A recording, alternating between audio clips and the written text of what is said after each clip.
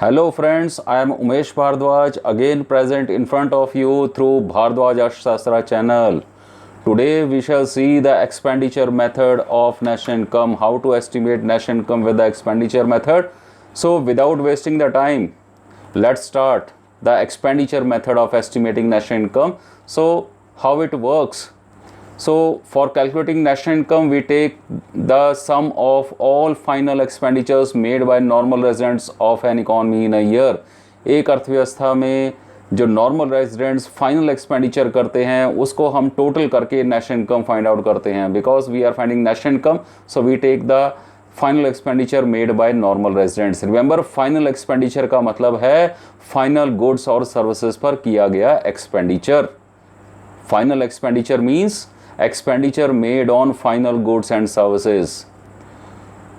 So in this method, first the domestic expenditure is calculated by estimating final expenditure made on goods and services produced within the domestic territory of an economy in a year. तो यहाँ पर सबसे पहले इस method का इस्तेमाल करते हुए नेशनल इनकम निकालने के लिए सबसे पहले हम अपनी डोमेस्टिक टेरिटरी में जो गुड्स और सर्विसेज, फाइनल गुड्स और सर्विसेज प्रोड्यूस हुई हैं उन पर कितना खर्च किया गया है इसको हम एस्टिमेट करते हैं. और ये generally GDP at market price के बराबर आता है, क्योंकि हम एक्सपेंडिचर एस्टिमेट कर रहे हैं. Expenditure is made always in the market, so it comes it market price, and we are trying to estimate the expenditure made on final goods and services within the domestic territory, so it come to domestic product, but it may come gross or it may come net. That's why I have written it generally equal to GDP at market price. So ये gross या net दोनों में से कुछ भी हो सकता है, इसलिए मैंने इसमें generally वर्ड प्रयोग किया है. तो आगे हम देखेंगे कब ये gross आता है और कब ये net आता है. तो एक्सपेंडिचर मेथड कैलकुलेट करने के लिए सबसे पहले हमें डोमेस्टिक एक्सपेंडिचर कैलकुलेट करना पड़ता है, और domestic expenditure means sum of final expenditure made within the domestic territory. Okay, again मैं आपको बताना चाहूँगा final expenditure means expenditure on final goods and services. इसमें क्या क्या चीज़ें शामिल होती हैं? इसमें शामिल होता है एक्सपेंडिचर ऑन प्राइवेट कंजम्पशन, इसे नेशनल इनकम की लैंग्वेज में कहते हैं प्राइवेट फाइनल कंजम्पशन एक्सपेंडिचर. दूसरा इसमें शामिल होता है एक्सपेंडिचर बाय द गवर्नमेंट, और नेशनल इनकम की टर्म्स में इसे कहते हैं government's final consumption expenditure. Third is gross investment, in national income term it is called gross domestic capital formation. And fourth one is net of the expenditure made by the residents of other country. In national income accounting it is known as net exports. So let's take one by one. First we shall take private final consumption expenditure. So private final consumption expenditure में दो institutions का final expenditure शामिल होता है. One is households. Households यानी मैं और आप, हम जो समोसे कचौड़ियाँ खाते हैं, हम जो बिग बाज़ार या इजी डे जाकर या मोर में जाकर या किसी भी दुकान पर जाकर राशन खरीदते हैं, कपड़े खरीदते हैं, शूज़ खरीदते हैं, anything we purchase for the households, that comes under private final consumption expenditure. Okay, so it includes the direct purchases in the domestic territory as well as abroad by the households. या तो हम अपने घर में expenditure करते हैं या विदेशों से भी खरीदते हैं कुछ चीज़ें. सो इसमें दोनों चीज़ें शामिल होती हैं. विदेशों में किया गया एक्सपेंडिचर भी शामिल होता है. लेकिन याद रखिए यहाँ पर हम कैलकुलेट कर रहे हैं कि हमारे डोमेस्टिक प्रोडक्ट पर कितना एक्सपेंडिचर किया गया है. लेकिन जब हम विदेशों पर में किया गया एक्सपेंडिचर शामिल करते हैं तो ये तो है हमारे द्वारा विदेशों के डोमेस्टिक प्रोडक्ट पर किया गया एक्सपेंडिचर.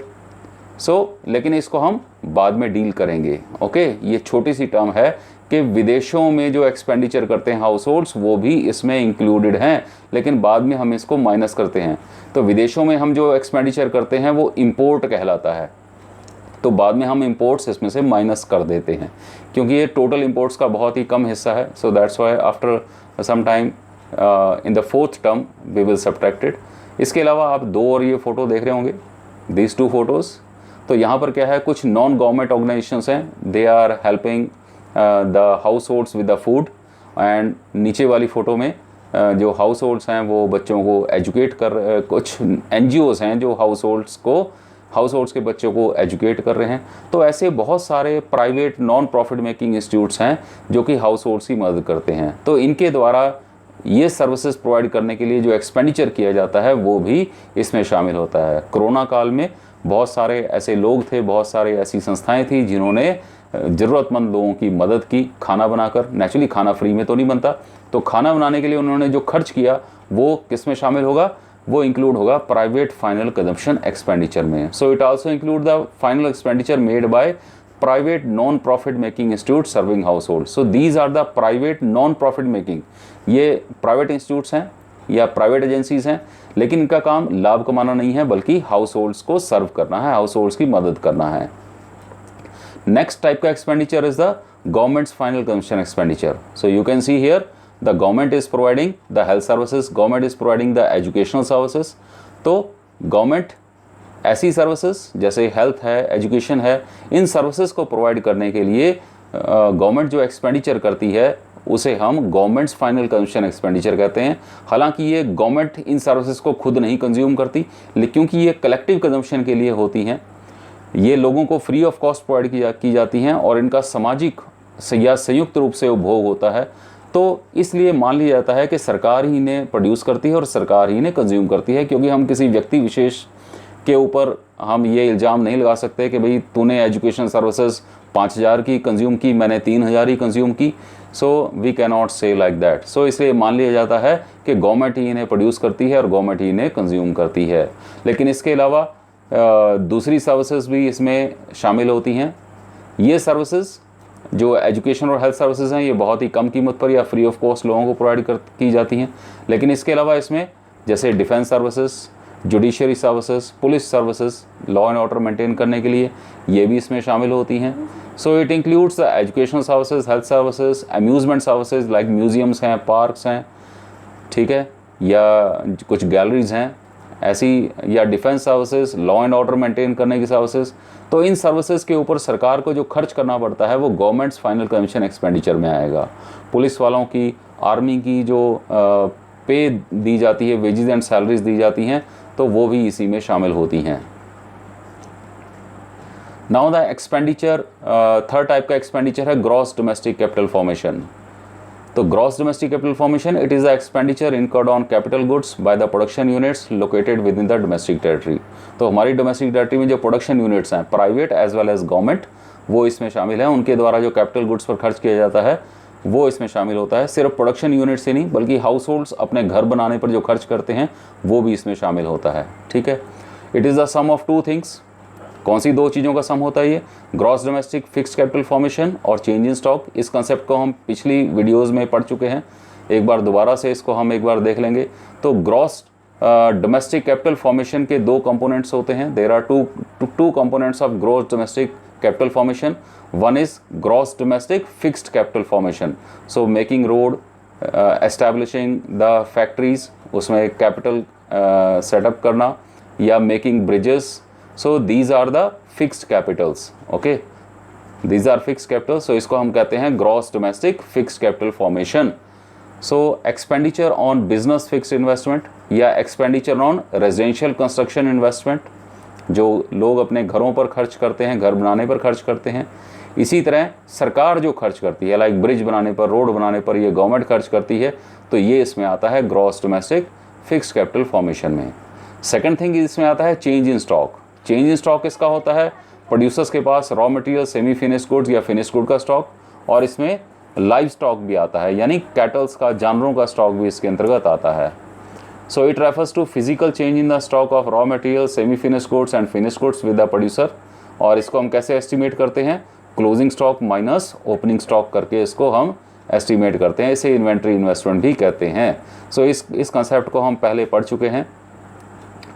और लास्ट वाला कंसेप्ट भी हम पहले पढ़ चुके हैं, दैट इज़ नेट एक्सपोर्ट्स। तो इसको हम दोबारा से देख लेते हैं। एक्सपोर्ट्स क्या होते हैं पता होगा आपको। एक्सपोर्ट्स मीन्स कि जब दूसरे देश के निवासी हमारे देश के जीडीपी पर खर्च करते हैं, that is called exports. So exports are added because expenditure is made on our GDP. हमारे जीडीपी पर खर्च किया जा रहा है और यही हम एस्टिमेट कर रहे हैं यहाँ पर, तो इसलिए हम एक्सपोर्ट्स को प्लस करते हैं, लेकिन इसमें इंपोर्ट्स को माइनस करते हैं। So these are imports. Imports यानी जो हमने दूसरे देशों के जीडीपी पर खर्च किया है। So that will be subtracted. तो इसमें हाउस होल्ड्स के द्वारा किया गया इंपोर्ट भी हम माइनस कर देंगे, लेकिन हाउस होल्ड्स का इंपोर्ट बहुत ही कम होता है। जनरली फर्म्स ही ज़्यादातर जो वैल्यू है इंपोर्ट की वो ही करती हैं। तो नेट एक्सपोर्ट होता है difference between the value of export and value of imports of a country. So here, तो यहाँ पर हम क्या लेते हैं, यहाँ पर हम एक्सपोर्ट्स माइनस इंपोर्ट्स लेते हैं। ओके, तो how national income is estimated with the expenditure method. So let's see it's steps. तो सबसे पहले हम डोमेस्टिक एक्सपेंडिचर हम शामिल करेंगे इसमें। तो डोमेस्टिक एक्सपेंडिचर के 4 टर्म्स हैं, 4 चीज़ें हैं जिनको हम प्लस करते हैं। उन 4 चीज़ों में सबसे पहले क्या आता है, number 1 private final consumption expenditure. सबसे पहली टर्म है प्राइवेट फाइनल कंजम्पशन एक्सपेंडिचर। दूसरी टर्म है गवर्नमेंट्स फाइनल कंजम्पशन एक्सपेंडिचर, इसको प्लस करेंगे। तीसरी टर्म है ग्रॉस डोमेस्टिक कैपिटल फॉर्मेशन और चौथी टर्म है नेट एक्सपोर्ट। ये 4 चीज़ें हम प्लस करेंगे। तो 4 चीज़ें प्लस करके, क्योंकि ये सारे एक्सपेंडिचर हैं तो नेचुरली ये मार्केट प्राइस पर होंगे, और हम अपनी डोमेस्टिक टेरिटरी में किए गए एक्सपेंडिचर या हमारे डोमेस्टिक प्रोडक्ट पर किया गया एक्सपेंडिचर है, तो ये naturally it will B domestic product. So domestic product at market price तो आएगा ही आएगा ये। ओके, लेकिन अब ये ग्रॉस आएगा या नेट आएगा, ये डिपेंड करता है किसके ऊपर, ये जो 2 हिल रहे हैं। यू कैन एस्टिमेट, मैंने ग्रॉस को क्यों मैंने दूसरे रंग में लिखा है, क्योंकि इस ग्रॉस के कारण ही ये ग्रॉस डोमेस्टिक प्रोडक्ट बना है। ठीक है, अगर यहाँ पर नेट डोमेस्टिक कैपिटल फॉर्मेशन होता है, क्योंकि डोमेस्टिक कैपिटल फॉर्मेशन ग्रॉस भी हो सकता है और नेट भी हो सकता है, अगर ये नेट डोमेस्टिक कैपिटल फॉर्मेशन होता तो हमारा आंसर क्या आता, yes it will B NDP at market price. तो उसके लिए भी मैंने आपको ये समझाने के लिए रखा हुआ है एक और टर्म। यहाँ हम देखें private final consumption expenditure, government final consumption expenditure, लेकिन यहाँ पर मैंने ले लिया है नेट डोमेस्टिक कैपिटल फॉर्मेशन और प्लस चेंज इन स्टॉक। तो अब हमारे पास क्या आएगा, तो हमारे पास आएगा एनडीपी एट मार्केट प्राइस। तो मार्केट प्राइस तो आएगा ही आएगा, हमारे डोमेस्टिक प्रोडक्ट पर किया गया एक्सपेंडिचर है तो डोमेस्टिक प्रोडक्ट भी आएगा, लेकिन ग्रॉस या नेट आएगा ये किसके ऊपर डिपेंड करता है, ये कैपिटल फॉर्मेशन के ऊपर डिपेंड करता है। यदि कैपिटल फॉर्मेशन नेट है तो ये एनडीपी एट मार्केट प्राइस आएगा, यदि कैपिटल फॉर्मेशन ग्रॉस है तो ये जीडीपी एट मार्केट प्राइस आएगा। इसका आपने ध्यान रखना है। Is it clear? Now estimation of national income with expenditure method. जब हमने इससे GDP at market price calculate कर लिया या NDP at market price calculate कर लिया, तो अब इससे हम नेशनल इनकम फाइंड आउट करते हैं।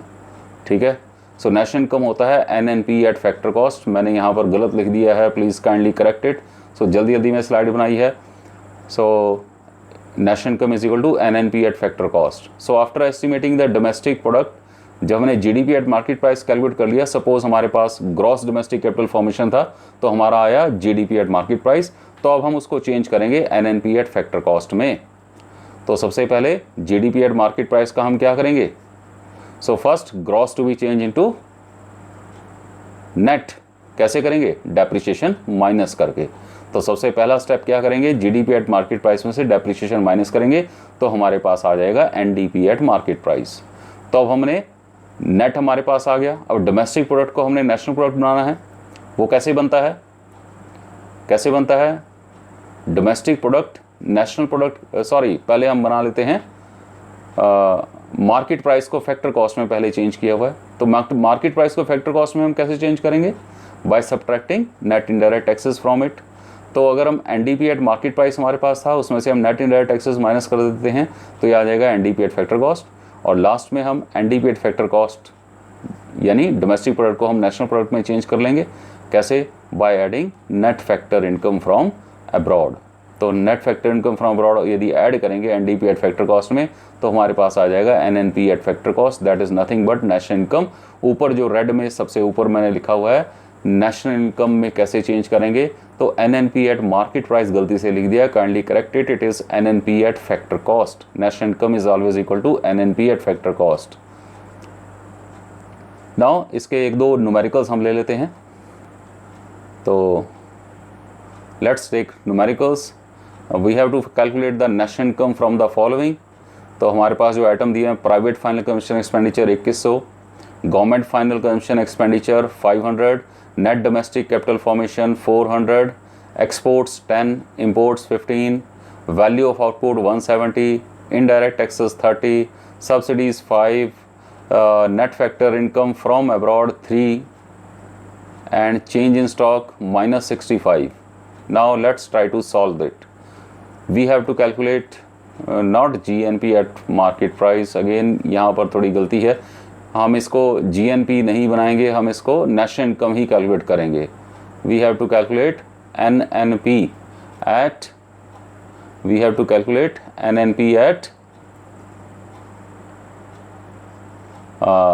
this.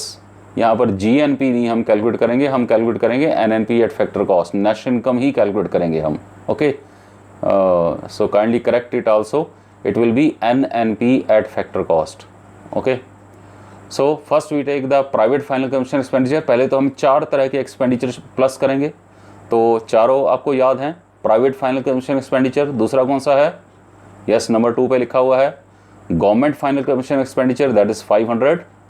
उसके बाद फिक्स्ड कैपिटल फॉर्मेशन, लेकिन यहाँ पर net domestic fixed capital formation दी है. Remember, net domestic fixed capital formation 400.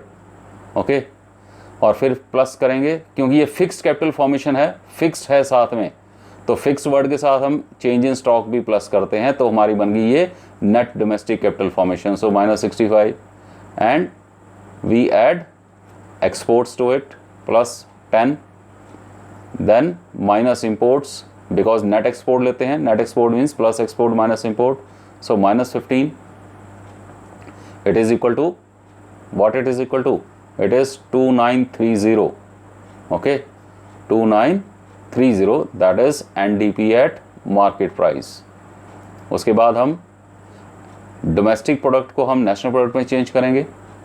सो डोमेस्टिक प्रोडक्ट को नेशनल प्रोडक्ट में चेंज करने के लिए plus net factor income from abroad add करेंगे, तो ये बन जाएगा NNP at market price.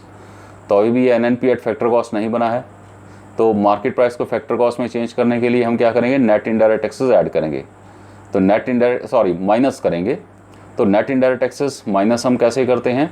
So minus indirect taxes plus subsidies. Okay, so minus indirect taxes plus subsidies, so minus 30 plus 5 इसको करेंगे, तो ये बन जाएगा NNP at factor cost, that is 2908. Okay,